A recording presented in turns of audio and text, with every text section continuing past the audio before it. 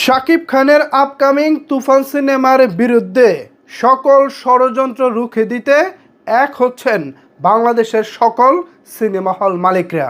যদি কোনোভাবে তুফান সিনেমাকে আগামী কুরবানির ঈদে মুক্তিতে বিন্দুমাত্র বাধা দেওয়া হয়, তাহলেই একযোগে ঈদের দিন থেকে সারা বাংলাদেশের সমস্ত সিনেমা হল বন্ধ থাকবে। ঠিক এভাবেই ভিতরে ভিতরে সিনেমা হল মালিকদের মধ্যে একটা আলোচনা চলছে। আমার কথা কিছুই বুঝতে পারছেন না? অনেকেরই তো বোঝার কথা।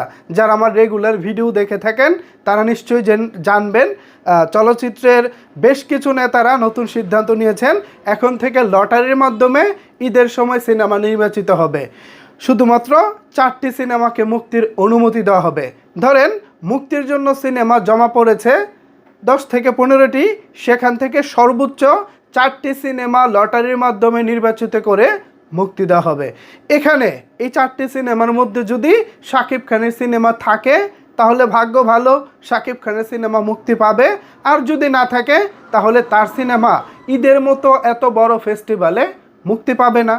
ঠিক সেরকমই সিদ্ধান্ত নিতে যাচ্ছে বাংলাদেশের চলচ্চিত্রের বিভিন্ন সংগঠনগুলো। সেই মোতাবেক আগামী কিছুদিনের মধ্যেই হয়তো এই রূপরেখা বাস্তবায়ন হবে।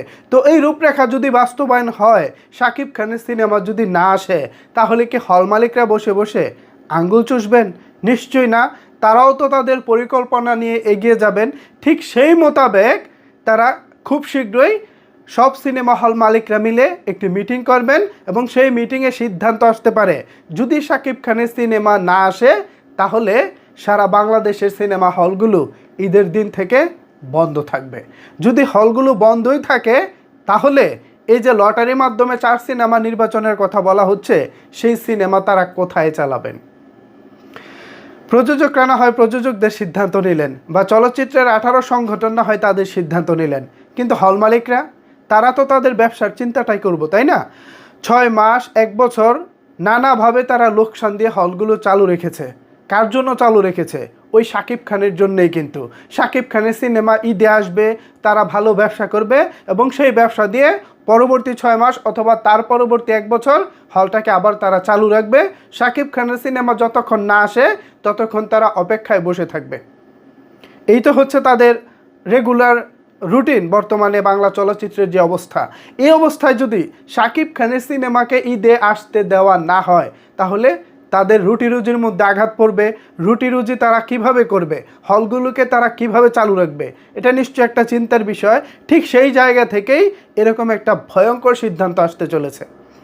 তারা অলরেডি বিভিন্ন পরিবেশক সংস্থা থেকে ফোন পাচ্ছে, ঈদে শাকিব খানের তুফান মুক্তি পাবে না, অন্য সিনেমা যেন তারা চিন্তা ভাবনা করে। ঠিক সেভাবে তাদেরকে গাইডলাইন দেওয়া হচ্ছে। এখন হল মালিকদের কথা হচ্ছে, না ভাই, আমরা তুফানের জন্য অপেক্ষায় আছি, অলরেডি তুফানের টিজার দেখেছি, গানের টিজার দেখেছি, সব কিছু আমাদের মনের মতো হয়েছে। আমরা আশাবাদী এই ছবিটি দিয়ে বাংলা চলচ্চিত্রের বর্তমান সময়ে যে করুণ অবস্থা চলছে, এই করুণ অবস্থা থেকে আমরা দারুণভাবে ঘুরে দাঁড়াতে পারবো। কিন্তু যদি এই ছবি আমাদেরকে দেওয়া না হয়, আমরা যদি ঈদের দিন থেকে এই ছবি চালাতে না পারি, তাহলে হল চালু রেখে করবোটা কি? আঙ্গুল চুষবো? নিশ্চয়ই না। তার চাইতে ভালো আমরা হল বন্ধ রাখবো। দেখি ওই 18 সংগঠন বা ওই নেতারা কিভাবে তাদের ওই লটারির মাধ্যমে নির্বাচিত 4 ছবি চালায়। কথা কিন্তু সত্য ভাই, কথা কিন্তু একেবারেই সত্য। ধরেন আপনি একজন সিনেমা হল মালিক অথবা আমি একজন সিনেমা হল মালিক। আমার সিনেমা হলটা যদি হয় একটা দোকান, এই দোকানে কোন সিনেমাটা ভালো চলবে এটা নিশ্চয়ই আমি জানি, বা আমার সিনেমা হলে কোন ছবিটার দর্শক ভালো আছে সেটা নিশ্চয়ই আমি জানি। তো আমি তো সেই অনুযায়ী সেই ছবিটাকে আনার চেষ্টা করব। আমাকে তো ওপেন করে দিতে হবে মার্কেটটা। আমার হাতে অপশন থাকবে 1 2 3 4, আমার বা 5 6 7 8 9 10 বা যা লাগে সেখান থেকে আমার 1 2 3 4 যাকে ভালো লাগে আমি তাকেই নিব। কিন্তু আমাকে যদি হাত বন্ধ করে বলে দেওয়া হয় এখানে 4টা টুকরো আছে, এই 4টা টুকরো থেকে যে কোনো একটা নাও, তাহলে তো হবে না ভাই, তাহলে তো হবে না। এভাবে তো আমি হল চালাবো না, এইভাবে তো আমি হল চালাতে পারি না। সুতরাং যারা ষড়যন্ত্র করতে চাচ্ছেন, তুফানকে নিয়ে পরিকল্পনা করতেছেন কিভাবে তাকে আটকানো যায়, আটকাতে গেলে কিন্তু হিতে বিপরীত হবে। পরে আপনারাই আফসোস করবেন যে কি করলাম। চলতো চলতো সাকিবের ছবিটাই চলতো। সাকিবের ছবি চললে লাভ 2টা। কিভাবে লাভ আমি বলি, একে তো এই হল মালিক 6 মাস বা গত 1 বছরের লসটা পুষিয়ে নেবেন। দ্বিতীয় যে কারণটা, এটা হচ্ছে সবচেয়ে ভালো কারণ হল মালিকদের জন্য, তারা একে তো লস পুষিয়ে নেবেন। 2 নাম্বারটা হচ্ছে এই যে তারা ঈদে ব্যবসা করবেন, ঈদে ব্যবসা করার ফলে কি হবে, হল মালিকদের পকেটে মোটা অঙ্কের টাকা ঢুকবে।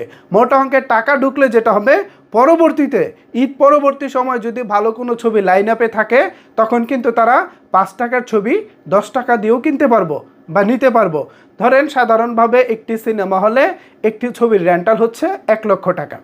এখন তাদের পকেটে টাকা নাই, এই 1 লক্ষ টাকা দিয়ে তারা ছবি কিভাবে নিব?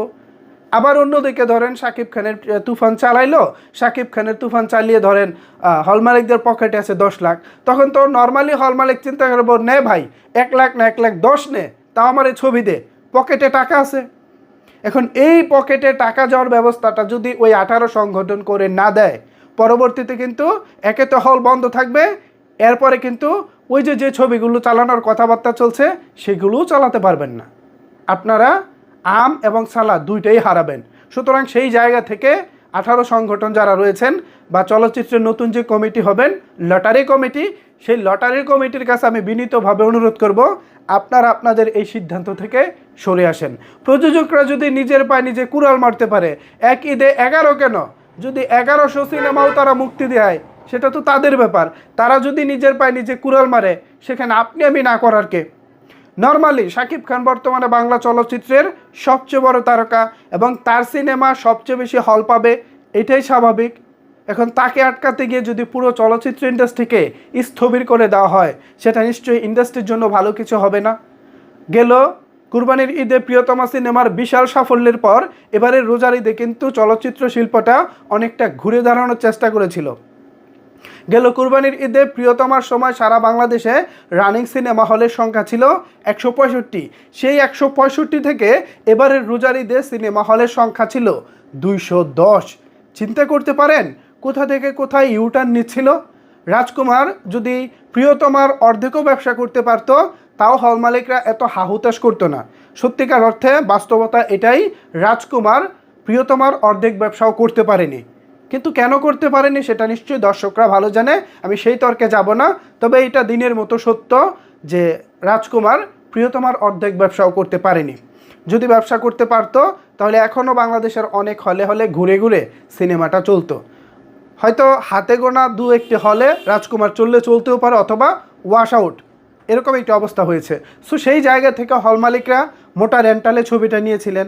মোটা রেন্টালে নিয়েও যেহেতু তারা ব্যবসা করতে পারেনি, এমনিতেই তো তাদের মন খারাপ। এখন সেই মন খারাপের সময় যদি এবার তুফানকে আটকানোর চিন্তা ভাবনা করা হয়, তাহলে নিশ্চয়ই তারা বসে বসে আঙ্গুল চুষবেন না, তারা তাদের সিদ্ধান্তটা নেবেন। তো এই চলছে ভিতরে মোটামুটি একটা অন্তর্কন্দল চলছে, নানা রকমের আলোচনা, উদ্বেগ, উৎকণ্ঠা চলছে। এই মুহূর্তে হল মালিকরা কী করবেন দিশেহারা।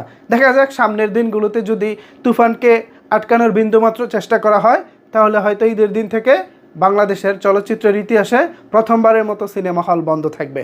এখন এমন পরিস্থিতি যদি ওই 18 সংগঠনের নেতারা চান, তাহলে তুফানকে আটকাবেন, আর যদি তারা না চান, তাহলে তুফানের গতিতে চলতে দিতে হবে।